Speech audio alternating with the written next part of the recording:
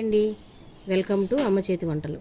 ఈరోజు వీడియోలో rolled gold నగలు కొన్ని రోజులు వేసుకున్నాక నల్లబడిపోతాయి కదా, వాటిని ఇంట్లోనే కొత్తగా మెరిసేలాగా ఎలా చేయాలో చూద్దాం.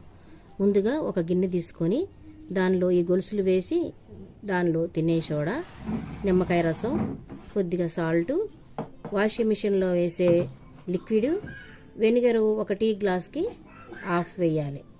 వాటిని ఒకసారి తిప్పి స్టవ్ మీద పెట్టుకోవాలి. దాన్ని 10 నిమిషాలు వేడి చేయాలి. అవి తిప్పుతూ ఉండాలి. 10 నిమిషాలు ఉన్నాయి కదండి, 10 నిమిషాలు 2 నిమిషాల ముందల కొద్దిగా పసుపు వేసి 2 నిమిషాలు ఉన్నాక స్టవ్ ఆఫ్ చేయాలి.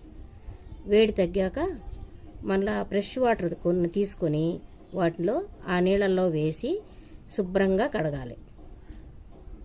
తర్వాత క్లాత్ పెట్టి శుభ్రంగా తుడవాలి. అవి తళతళ మెరిసిపోతున్నాయి చూడండి.